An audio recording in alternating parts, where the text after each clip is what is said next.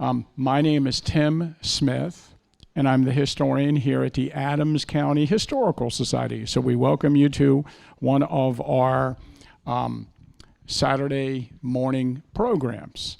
And when we can, we do these programs every week. In the fall and the winter and the early spring, they're pretty much every week. But, we're a very popular events space. So in the summer, we don't have as many of these programs on Saturdays. Today, I'm going to talk a little bit about Sallie the War Dog.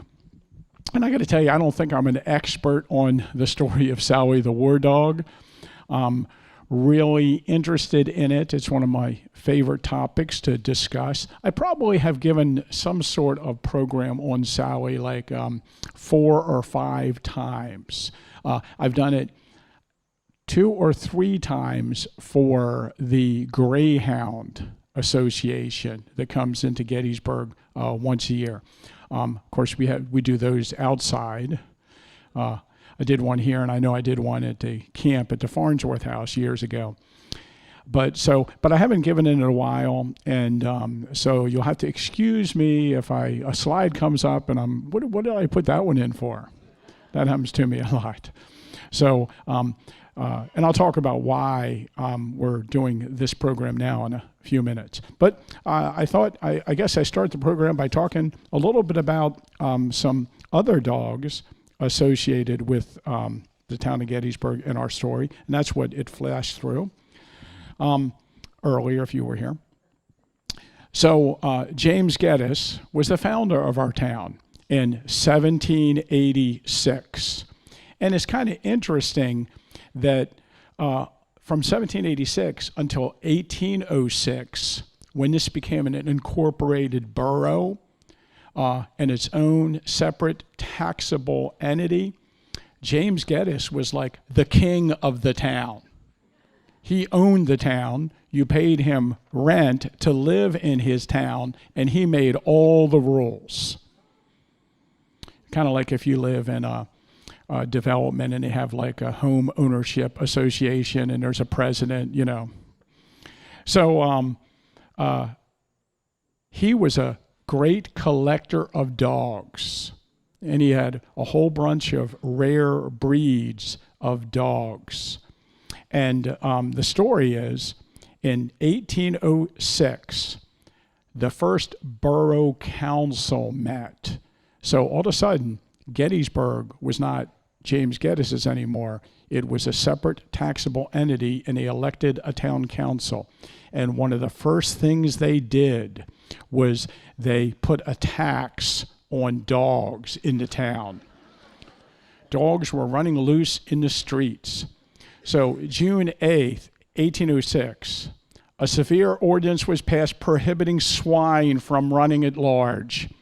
And at the same time, to prevent the increase of dogs, it required every owner to report his dog with full description thereof and pay a tax on the dogs. 40 cents for Mr. Dog and $2 for Mrs. Dog. And it's interesting that in the 1886 history, this is mentioned. There's a book that they kept with the names of the dogs and the owners. And you had to register your dog, or somebody would go out and catch it and imprison it, just like in the Garfield, the Popo. So Reynolds Ramsey's official duty was to list the dogs. And the first book, and we don't have this book. I wish we had the book. We just have the transcription of some of the book in the 1886 history. It showed 58 dogs in August 1806 in the town. 50, there's not that many people living in the town in 1806. And they give the names of some of the dogs. Like Joseph Worley had one small dog named Penn. Alexander Russell's dog was named Pointer. Samuel McClellan's dog was a brown-yellow, named Beaver. Samuel Keplinger, who has the clock, we have a clock down the hallway from him, his dog's name was Pipe. And George Walsh's dog was Liberty. one of the culps, Christian culp, had a dog named Possum. John Gross had a dog named Smart. Let's see, who's this one? Michael Newman had a dog named Bull. Doc Samuel Agnew had a dog named Augustus Caesar. I like that. And of course, James Geddes is very, very upset about this because he has a lot of dogs. And as a matter of fact, in 1865, he died in 1815, but in 1865, his grave was moved from the Upper Marsh Creek Presbyterian Church Cemetery on Belmont Road to Evergreen Cemetery. And it was his son that designed the grave, and on his grave was a cast iron greyhound dog. And it's said that he had greyhound dogs. Now, I looked a little bit into it, and the greyhound dog, as we know it, did not exist at that time in the United States. It's more likely he had like a Scottish deerhound or wolfhound, which eventually kind of became part of the breed that they would use for the greyhound. But this cast iron greyhound dog that was in front of James Geddes's grave was stolen from the Evergreen Cemetery. And Brian Kennel, who's a superintendent and one of my really good friends, he remembers it being there. So I think he says it was stolen in the 1970s. And, what's interesting about it, I just got this photograph. You might know James Geddes has descendants, and like James Geddes III, he comes here sometimes, and he found this photograph taken by his father in his collection. So I just got this photograph, a nice close-up of it. And in Frederick, Maryland, there is a replica. It's the same casting, and they say, their historical society says it's believed to be from an American sculptor from 1839. So, and again, we know that it was placed on James Geddes's grave by 1865. We don't know if it was in the other cemetery. Now, what's really interesting about it, and we have no evidence for this story except tour guides. Tour guides, and I found the story told, it was definitely told by the 1970s. And maybe it was, maybe I had an account that suggested the story in the 1950s, at least. But according to tour guides, there used to be a collar on the dog and a name. And it kind of illustrated James Geddes's anger at being taxed for his rare breeds of dogs. So the tag said, "Hi, I am James Geddes's dog. Whose dog are you?"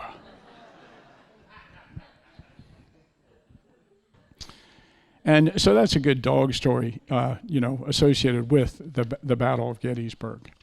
And of course, there are, during the American Civil War, there are mascots associated with the Civil War. And of course, you probably have heard of Old Abe, the Eagle of, is it the 8th Wisconsin? Been a while since I talked about that. And, they would have him, perched on a little, a stick that they would hold above the regiment when in the battle. And, according to one account, during a battle, they would let him fly, and he would hover over the regiment as they were in battle. So, and of course, you might know that we have Dog Jack of the 102nd Pennsylvania is pretty famous and had his image taken. And Harvey of the 104th Ohio, a white bull terrier. And, there's other dogs in other regiments. Like there was a dog named Sawbuck who was with the Louisiana Tigers, apparently on East Cemetery Hill. And let's see, I thought I put the other one in here. One of the best stories associated with mascot in the Civil War is that of Werner von Bachel. He's with the 6th Wisconsin at the Battle of Antietam. Let me see if I can find, I had the account here. It's been a while since I looked at this. But he had a dog, and according to the regimental history, he was an ex-officer of the French army and brought up as a soldier in a Napoleonic school. Batchel had a fine Newfoundland dog, which he had trained to perform military salutes and many other remarkable tasks. In camp and on the march and in line of battle, this dog was his constant companion. The dog was by his side when he fell on the morning of September 17th, 1862. And that regiment, in the morning of the Battle of Antietam, charged down the Hagerstown Turnpike, not far from the cornfield. On the line of march, in camp, on line of men left our line of men left the body when they retreated, but the dog stayed with his dead master and was found the next morning, actually the morning of September 19th, lying dead upon his master's body. We buried him with his master. So far as we know, no family or friends mourn poor Batchel, and it is probable that he was joined in death by his most devoted friend on earth. And that's in the history of the 6th Wisconsin. And if you go to Antietam Cemetery, Werner von Batchel is buried there. Is that dog buried in the Antietam National Cemetery with him? I've always wondered that. And of course, I don't have an answer to that question. So next time you're in Antietam, stop by and see his grave and ask the ranger if he's buried there. Now, you might know the story that there's a dog in battle with the 2nd Maryland Infantry on Culp's Hill. You know, the Maryland Confederate unit that was in the fighting there. And this painting is the Peter Rothenthal painting, which is on display at the State Museum in Harrisburg. You can see it. And if you blow it up a little bit, and Bobby Hoosh, who's probably in the research room, he gave me this nicer image of it. He tried to get as close as he could to show the dog of the 2nd Maryland leading a charge. According to one account, the name of the dog is Grace. We don't know much more about the dog. I know Charlie Fennell, one of our guides, people, when he asked, what kind of dog was it? He'll say, a Maryland dog. So Grace was killed leading the charge of the 2nd Maryland across Spangler's Meadow on July 3rd in the charge of the 2nd Maryland. And there's a great account by one of the colonels in the Union Army who buries him, the dog, as the only Christian being on the field. Now, other things that are interesting about the battlefield and dogs, you know, we have dog houses in early photographs. So you can see who's a dog lover and who's not, right? So here's Lydia Leicester's house from an 1863 illustration. She has 2 dog houses there. And the Scherfies have a dog house in their photograph. Now, granted, this is an early 1880s photograph, but you can see the dog house. And maybe you can see here on the side of Lee's headquarters, Mary Thompson has a dog. There's Mary Thompson in the photograph with Matthew Brady. It's kind of hard to see. I don't have my pointer on me today, but it's kind of hard to see Matthew Brady is actually standing there, and his assistant is sitting next to Mary Thompson. But you can see the dog house is blocked by a little bush on the side of the house. And when we were doing a restoration for Lee's headquarters, after we removed the hotel and the restaurant, Gary Edelman, my comrade, really wanted to put the dog house back. And so we got the contractor to build the dog house for us. And of course, the contractor was Mark Austin. So he decided to name the dog after himself. But of course, today, we're going to talk about Sallie the War Dog. And, you know, Sallie is known because she is on the monument to the 11th Pennsylvania Infantry on the Gettysburg battlefield. And, it definitely is one of the more interesting monuments. And although, it's really hard to fit that, it depends on, when you're a tour guide, which way you drive around the battlefield. So it's not like we can park a bus near it, and the monument faces away from the road, so you have to go out of your way. But I tell you, if you have children on a tour that don't seem to be interested in the battle, you can always stop there on a car tour and walk around the monument and show them Sallie and tell her story briefly. And people love it. There are other animals on monuments, not necessarily mascots like Sallie. And it is a fun game to play. How many different animals can you find on monuments around the battlefield? Of course, there's a lot of eagles. There's, of course, the Irish wolfhound on the Irish Brigade monument. That's more of a symbol and not a mascot. So, the 8th Ohio, not the 8th Ohio, the 7th Ohio has an owl, or I should say a chicken. They call it the fighting cock on their monument. And the 5th Ohio have an owl on their monument, sort of as their mascot. But, just for a pure mascot, to put the mascot of your regiment on your monument, obviously it meant a lot to the men who served in that unit. And we have a number of photographs that are available of the dedication ceremonies of the monuments with the people around the memorials. Both of these are from the Westmoreland County Historical Society. You might notice this one is from one of our members here, and he let me use it. And if you look behind the monument, you might see the post-war Robert Sheed's house. It wasn't there at the time of the battle, and it was torn down many years ago, but there were houses along Oak Ridge, and that's why there is a road on top of that ridge. There was no road at the time of the battle.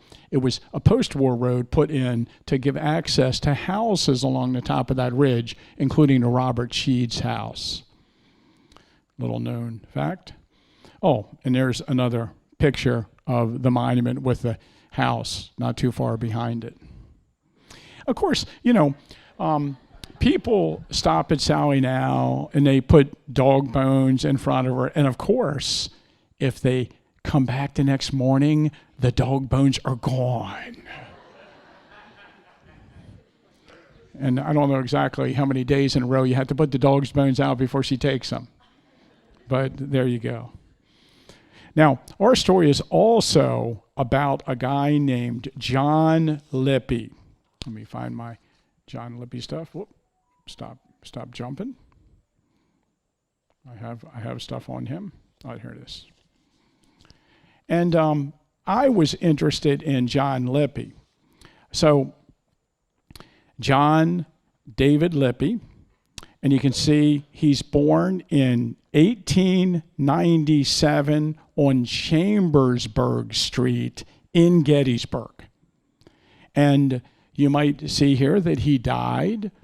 He retired eventually and moved to Boca Raton. Is that where Jerry Seinfeld's parents live? Maybe I'm wrong.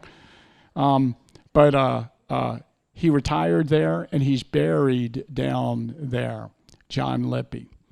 I kind of knew of him, although he died when I was young, so I never met him. He appears in a lot of Gettysburg historiography. And his father had a tailor shop on Chambersburg Street in a building that was built, I think, on the site of what was Thaddeus Stevens' house, along Chambersburg Street before that. That doesn't have an address on there, but so there's a postcard of his father's tailor shop. And in 1962, he wrote a book the War Dog. And there's someone in the audience, I forgot already. Is it Bill? There he is over there. He brought, for your viewing pleasure, a framed advertisement for the sale of John Lippy's book in 1962 that you can look at up there and get your picture with it if you want. And we have one here in our collection.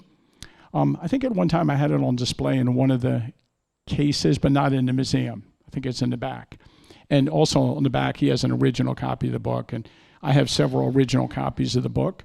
I had a copy when I was a kid. I don't think that I ever thought too much about it. I think I believed that he just decided to write kind of a fictional story about Sallie. That would have been my take on it when I was younger. It was a cute little story, little booklet. Has a lengthy poem in it. And then it has a narrative. And it was interesting, but, I figured it was just a little novel. And it always puzzled me, why would this, local resident who lived on Chambersburg Street, and I thought he was a tailor also, because I knew his father with the same name is a tailor. But then I started researching it more. His grandfather, his mother's father, was William T. Ziegler. William T. Ziegler became the owner of a livery stable after the Civil War, Holdsworth and Ziegler, and Ziegler and Holdsworth, I should say. And it was on North Washington Street, kind of like where the 7-Eleven is today. And he ran tours of the battlefield. And he was one of the more successful tour guides in his day, and would take people on tours of the battlefield, and actually made more money not giving tours, but sending other people out in carriages giving tours and being in charge of a group of tour guides. And as it turns out, according to the introduction in John Lippy's book, his interest in Sallie the War Dog was from his grandfather. It was one of his grandfather's favorite stories to tell on the battlefield. And that monument that we just talked about was placed there in 1889, I believe. Now, William T. Ziegler lived in the town of Gettysburg during the battle, and he joined Company F, 87th Pennsylvania. He was at the Battle of 2nd Winchester next to Jack Skelly, when Jack Skelly, Jenny Wade's boyfriend, was mortally wounded. He managed to escape the battlefield, but was captured before he could get to safety crossing the Potomac River, and he ended up spending some time in prison. He was captured again at the Battle of Petersburg, and he was taken to Andersonville prison. While he was there, he met a comrade from the 87th, David Gilbert Myers, who also grew up on Chambersburg Street. And when he came into the camp, Myers had been there for several months, was captured at the Battle of the Wilderness, and he gave him his shoes. And then so the rest of the time he was in prison, he went without shoes. Subsequently, David Gilbert Myers dies in Andersonville, one of like 6 Gettysburg or Adams County residents that died in Andersonville. William T. Ziegler survived his Andersonville captivity. And there's actually an article in the newspaper in 1865 that discusses it, that mentions the horrible conditions at Andersonville. And, it's pretty accurate. They say Andersonville also, in the burial ground, there are 12,000. I don't remember exactly how many men are there today, but it's something like 13,000, isn't it? So, and then it says there that there's 40,000 prisoners at Andersonville. So, people here would have known what was going on, and he was a prisoner there. He was released. He came back to Gettysburg and again started a carriage business on the battlefield. Can you imagine, like, I think about that sometime, getting a tour of the battlefield from one of these early tour guides. Yeah, I was in Andersonville.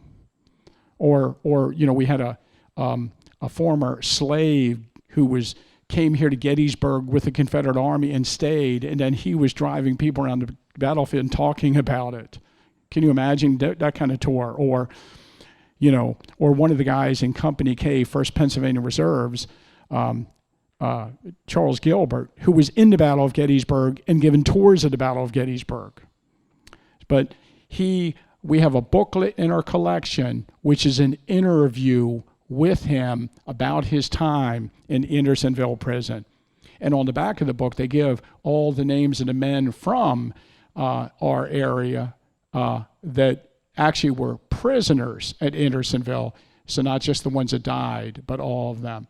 And here's a photograph of one of our guys, Theodore McAllister, who was in Andersonville, going back and visiting the graveyard at Andersonville with a comrade. So Theodore McAllister's on the right. Now, fast forward to the 1913 reunion. In John Lippy's book, Sallie the War Dog, he mentions in the 1913 reunion, he meets members of the 11th Pennsylvania who were in Gettysburg.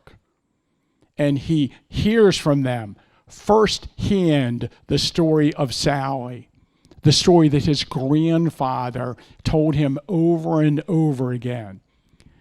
Now, I have no knowledge if William T. Ziegler had an association with the members of the 11th Regiment of Pennsylvania Volunteers prior to that. I'm assuming he did. Perhaps he attended the dedication ceremony in 1889. Perhaps he had stories he heard firsthand from the veterans. But here's a newspaper article. Richard Coulter had died in 1909. So he wasn't at the 1913 reunion, but he did visit Gettysburg several times and was at the 1889 dedication. So, and in 1913, two of his sons attended the reunion along with other members of the 11th. And you can, like I said, I found this in the Gettysburg newspaper. So John Lippy spoke to these guys. Okay? So in the meantime, John Lippy went to Gettysburg College. He studied chemistry. When he got out, he was working in the food industry. And he was working with, helping to come up with methods of preserving food, canned food and different foods so it could be marketed and spend more time on the market and without going bad. And he didn't like that very much. What he really, really liked was magic. And he wrote several books how you could include chemistry in your magic. I don't have any listing of exactly what he did in his various magic shows, but I'll bet you he had a little, volcano or something and put some stuff in it and it erupted and stuff like that. So he was really into chemistry. According to the one account, he first got his chemistry set in, his first chemistry set in 1909, I think I found here. Maybe I have it. Yeah, 1909. And he began performing at Camp Colt and around town during World War I to the soldiers who were being recruited and sent here. And in the 1920s, he started doing his magic act at the Strand Theater in Gettysburg. And I have lots of articles about it. And he starts traveling around the area and through the country and eventually becomes known as Lippy the Magician. And he married and his wife helped him with his act. In 1933, he performed for the Roosevelt family on the lawn at the White House during their egg rolling, when they have the Easter egg roll. So he is a big deal. And, his magic act apparently was lengthy. It was lengthy. And he would, you could see here some of his act. We have images of him. And he especially had this act where he had developed muscles in the palm of his hand where he could grip items and make it look like they were floating in air. So you think about how you might develop a muscle there. There's an article where he goes into great detail about this aspect of his magic. Anyway, you get the idea. So this guy is famous for other reasons and wrote a few books about magic and chemistry. So, but he also, while he was in Gettysburg, had a huge interest in the Gettysburg tourist industry. We can only imagine this might be because his grandfather ran one of the most successful livery stables in the area, taking tourists around the battlefield in carriages. And he actually became the manager of the Lincoln Room Museum. And I'm not exactly sure the years that he operated it, but you can see down on the bottom his name. Now, he didn't own the building or anything like that. But, the Wills House in the square. Oh, let me ask this question. How many people were in the Lincoln Room Museum? Ooh, it's not that many. It's going to get less and less, isn't it? Like 10 of us. So it was a tourist attraction. It was there from like 1914 to 1995 or something like that. I'm trying to remember when it stopped. But it was interesting. And also, in 1940, he purchased the Dobbin House. And you might know, and I don't know how I feel about it, a few months before he bought it, there was an article in the paper that the Adams County Historical Society was going to buy the Dobbin House. Can you imagine? I'll bet you the members of the society looked at it like, oh, man, that building is old. We have to fix it up. So he fixed it up. He opened up the Dobbin House Museum. And he's the one who opened it up as a museum. He decorated the rooms as if it was a colonial house. And he gave tours of the house. And he wrote a book called The Historic Dobbin House. You know what? I don't have that book in my collection. If anybody has a copy of it, I don't have that one. I have a lot of stuff in my collection. Don't get me wrong. But, it is rare. So you can find them occasionally on eBay. But he wrote and published this book. And I don't remember when that book came out, but in 1962, he published The War Dog, John Lippy Jr. And there's the copy of the advertisement that we have in our collection back there, so you can kind of see, you can compare it with the poster over there that the gentleman brought in. But the War Dog. So now a little bit about the War Dog, since we talked about John Lippy. I'm sure no one knew anything about John Lippy. Not that he's that important, I guess.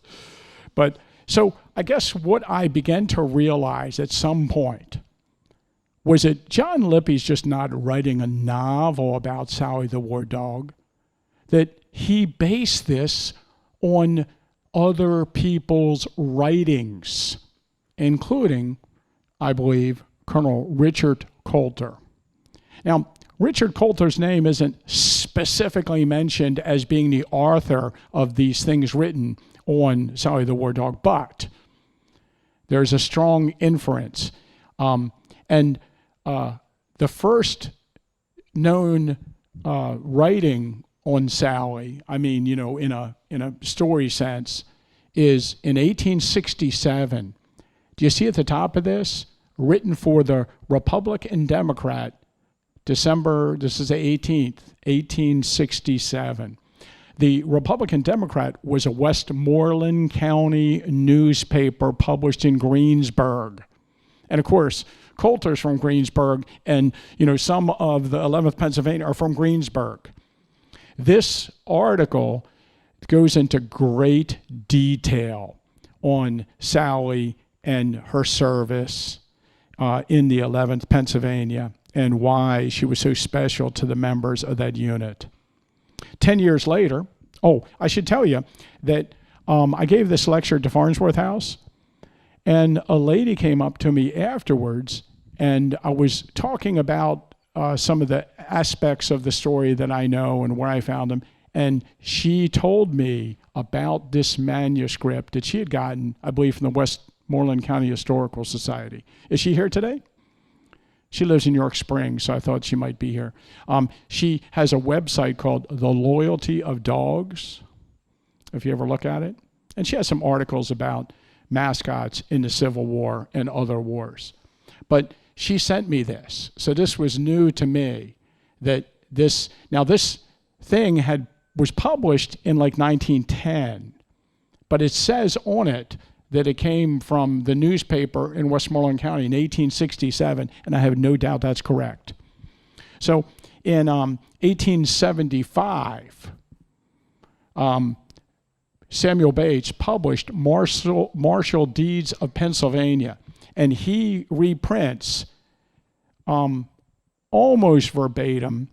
He skips a lot of material. So it's a condensed version of Sallie. And he mentions that the information on Sallie was given to him by Coulter.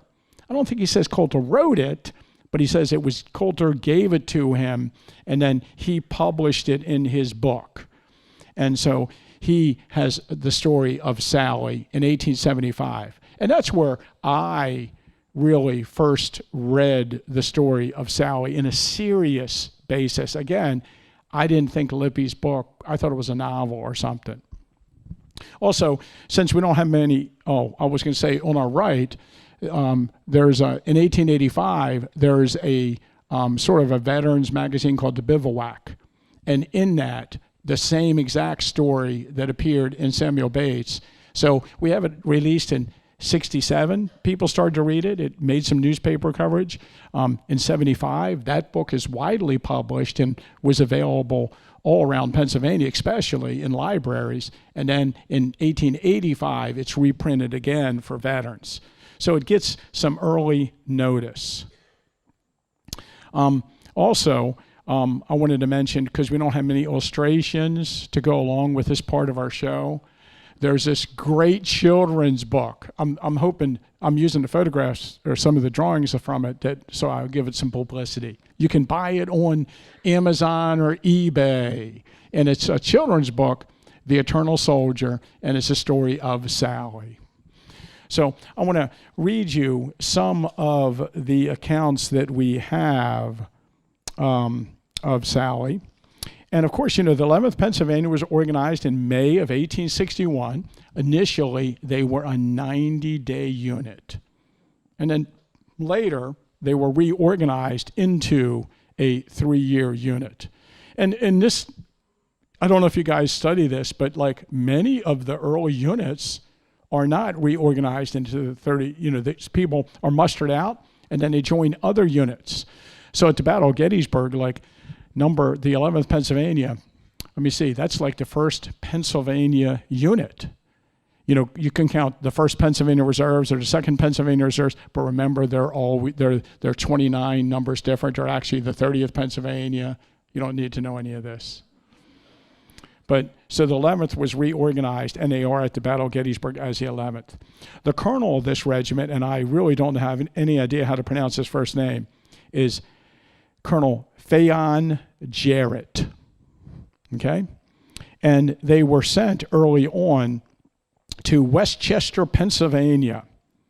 Camp Wayne was a training site. And it was at that site early in the war, while they're training, according to the account, one bright morning, a civilian carrying a small willow basket on his arm appeared at Company I headquarters and requested permission to speak to Captain Terry. The officer was summoned and appeared before the civilians. "Captain Terry, I have the honor to present you with a gift, I promised," the civilian said. speaking in military parlance, which he thought was appropriate. And without further ado, the top of the basket was removed, and the captain reached in and withdrew a tiny, puffy, pug-nosed, black-muzzled pup. It was scarcely 4 weeks old when placed on the ground and was just able to toddle about on its short, fat, clumsy legs. So apparently, according to, and this, of course, I'm reading from is Lippy's account based on the account that was originally published in 1867. So he dramatizes it a little bit for us. Some of his drama is very good in the book. But so he dramatizes it. But we're reading from his book because that's what we're doing today. We're reading from his book. But it's the same as the early accounts. Now, what's interesting about it is we know from this early account that Sallie is born in April of 1861. And this is the closest we're getting to, it's 4 weeks old when it's delivered to the unit in the middle of May. Okay? And the dog, they took the dog in, and after much discussion and debate, the men selected a name for as a compliment to a favorite young lady of Westchester, Sallie Ann. So Sallie Ann is one of the favorite civilians from Westchester that comes out to talk to the boys. And the last name is the last name of their colonel, Jarrett. So her name is Sallie Ann Jarrett. Did you know that what did I say his name was? Fayron Jarrett. Did you know she had a last name? I bet you didn't know that. That's a good fact. There is a photograph of Sallie. There's really no explanation as to where the photograph comes from. And I got to tell you, again, I'm not a historian of the 11th Pennsylvania by any means, but this photograph is at the Pennsylvania Historic and Museum Commission. It comes from their collection. I don't know where they got it from or the history of the photograph. Maybe I should contact somebody there and ask about it if I want to know more about the story. But there is supposedly a photograph of Sallie. And we do have several descriptions of what Sallie is. She is a fine brindle bull terrier of medium size, squarely but handsomely built. Her coat was soft and silky, her chest broad and deep, her head and ears small, her eyes a bright, fiery hazel. And again, this comes from the thing written in 1867, just 2 years after the Civil War. So, she proved to have an even temper and affectionate with all members of the regiment. And they talk about how she was able to distinguish people from her regiment. And again, a regiment at the outbreak of the war is like 1,000 men from all the other people that she ran into. And she didn't like anyone else. She'd bark at them and, especially according to one account, women did not like other women. She is a female. So, but they loved her. The men loved her. Now, she went home to Greensburg after the 90-day, and then when they re-enlisted, they made her the mascot, and they brought her back. And apparently, Colonel Richard Coulter has a special affection with her. But she ends up sleeping with the men or sometimes in the quartermaster wagon. And at some point, early on, every day when the regiment went out to drill, she went out to drill with them. And she understood the commands, and she would run around and bark as they were drilling.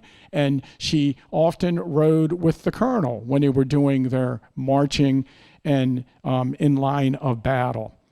And then, of course, as that unit was in 1862, for a while, they were in Annapolis.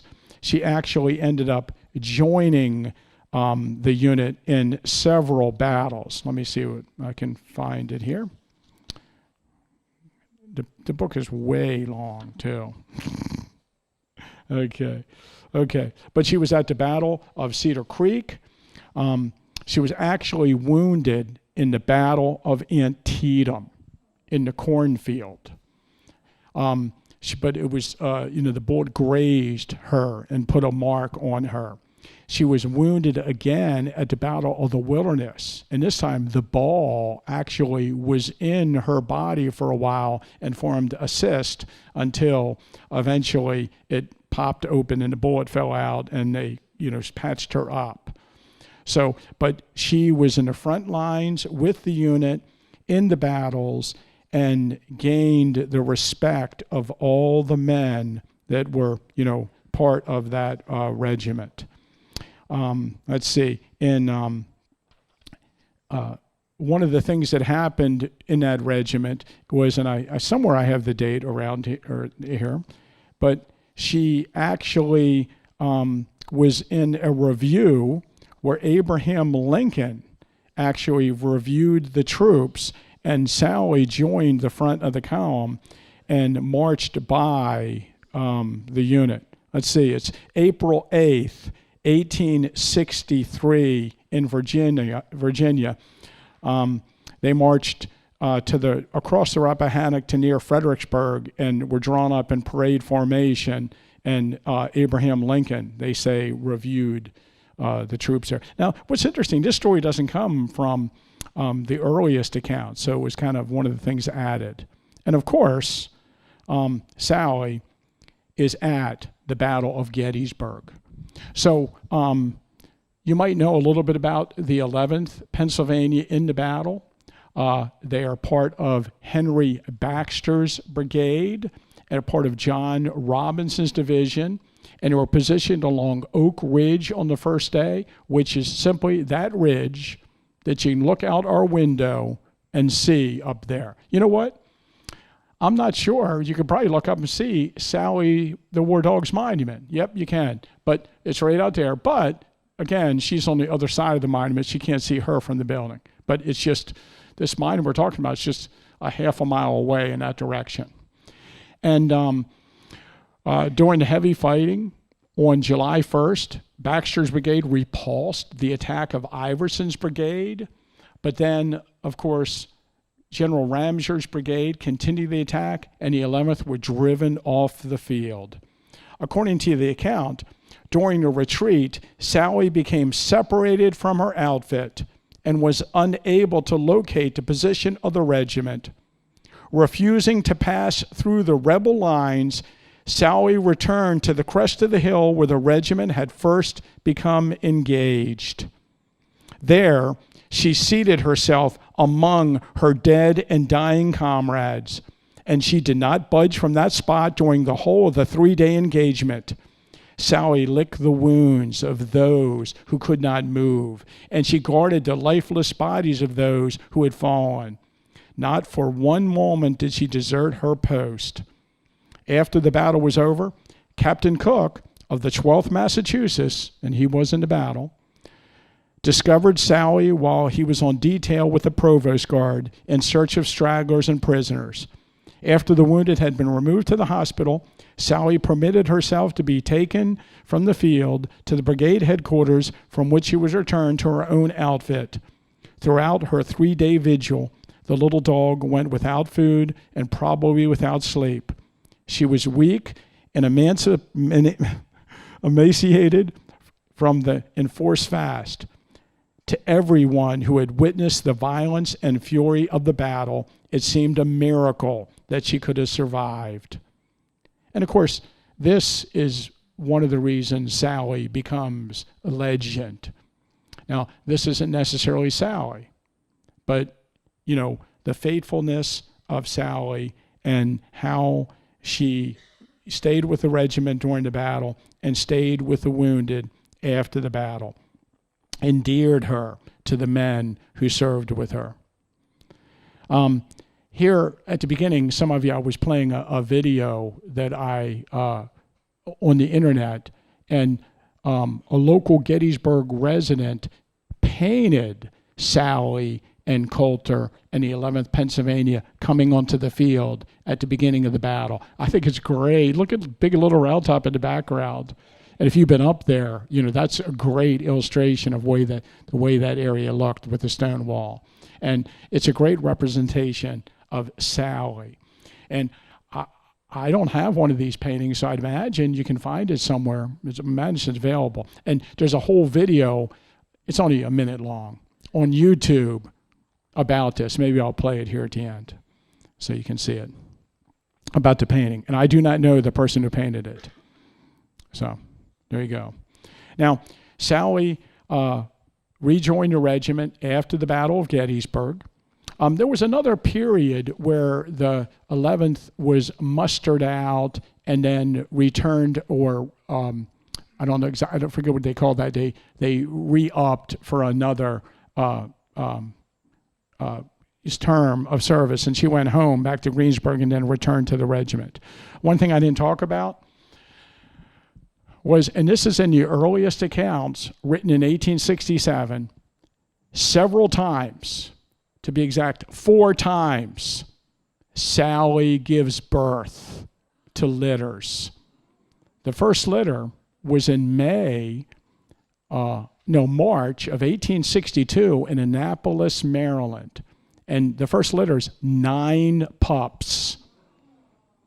And then 3 other times during the war, she has babies.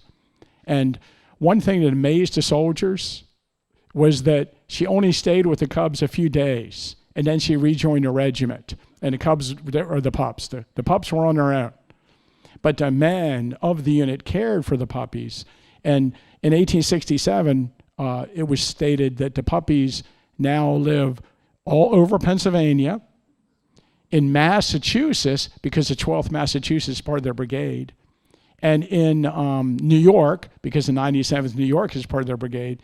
And then they said in Baltimore, and I'm not sure why some of them were in Baltimore, probably because she had her litter in Annapolis. But, probably today, there are descendants of Sallie. Have you thought about that? I think that's awesome. I wonder if anyone, the dogs probably couldn't live that. You could bring the grandchildren back, when the monument was dedicated. Can you imagine if somebody came with a dog and said, this is her grandchild? That would be too much for me. So here we go. It was at the Battle of Hatcher's Run. And you can see, thanks to American Battlefield Trust, we have a map of this battle. I've never been to the spot. But you can see American Battlefield Trust owns a section of that battlefield. It's when the Union Army is trying to cut off supplies for the Southern Army coming into Petersburg, Virginia. And at that time, Baxter's brigade, you can see it, is part of Crawford's division, Samuel Wiley Crawford. And on February 6th, they're thrown into line of battle. Let me see if I find that. Okay, I got too many pages here in the book. Okay.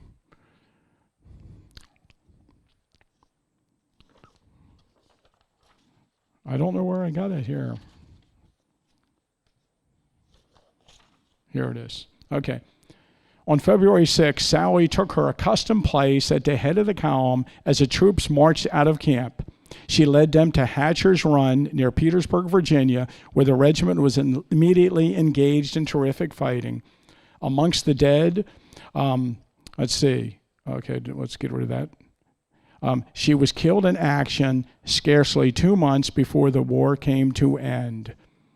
The regimental adjutant recorded the incident at the close of the official report of the battle. Sallie was killed when the regiment was making its first advance upon the enemy on the 6th instant. She was in line of battle with the file closers, one shot. We buried her under the enemy fire. In a letter that was written on February 11th, 1865 by a member of the regiment, And this letter was reprinted in the 1867 version of the story. It seems strange to some people. Oh, no, where is it? I'm sorry, I jumped ahead here. One of the men in the regiment, okay, I got it. Poor Sallie fell in front of the line in the fight at the run. A bullet pierced her brain, and she was buried where she fell by some of the boys, even while under a murderous enemy fire. Now, Samuel Bates, who I mentioned, that later in 1875 recorded Sallie's story in his Martial Deeds of Pennsylvania. He wrote a history of the Pennsylvania Volunteers where he had the listing of everybody in it and made comments about them. And he mentions that the unit, the 11th Pennsylvania, severely lost in the battles of around Hatcher's Run. And he has a little footnote. And you read at the bottom, and he has this to say. A notable example of the attachment of the men to a dumb brute was afforded during this engagement. A faithful dog, which had followed the regiment through all its campaigns and always taking his place beneath a flag in battle, was hit and instantly killed. Though in the midst of a desperate engagement and under a murderous fire, the men paused and gave the body a burial where it fell. I don't like him calling her a dumb brute.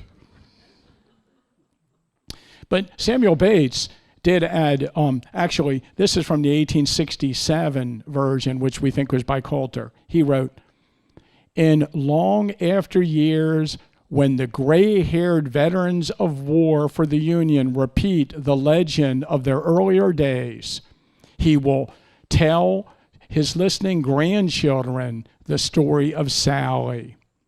And I thought that was great.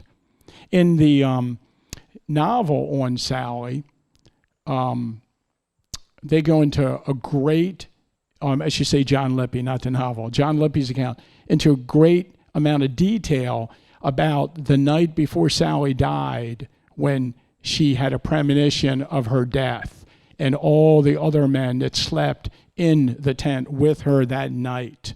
And finally, they told her to get out. They put her out because she was making too much noise. And then, of course, the next day, all the men in that tent were killed or wounded. So there's a great amount of spent to that story. But I looked for this, and I looked to see where John Lippy got this from, this final passage in his book. And I think John Lippy wrote this. It wasn't in any of the other early accounts.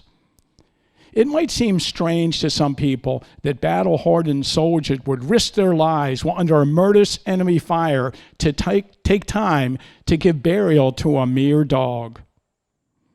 The truth is that to the members of the 11th Regiment of Pennsylvania Volunteers, Sallie was not a mere dog. She was their mascot, their friend and comrade in battle. She was their war dog. That just gets to me. So there's books you can read about Sallie. You know, there's a few books, like we talked about John Lippy's book, and I wonder if I put it in here afterwards. Maybe not. Let's see. Oh, yeah. Okay. John Lippy's book we talked a lot about, and there's one by a lady named Helen Smith. It's kind of hard to find, but it's on eBay. And then a lady who came here, lived in Gettysburg for a while, Cindy Stauffer, and is that Mary Ruth Collins might have been helped with that book, but they wrote A Colonel, a Flag, and a Dog. And then I mentioned there's a children's book on Sallie that you can find on Amazon, so you might want to check that out. And then, of course, we wanted to announce that the Adams County Historical Society is in the process of reprinting Sallie the War Dog, and it will be available very soon. I don't have the release date, but it'll be available this summer in our bookstore with a new introduction written by me. So, and again, my introduction's about more about John Lippy and how he came to write the story, because it's such a good story.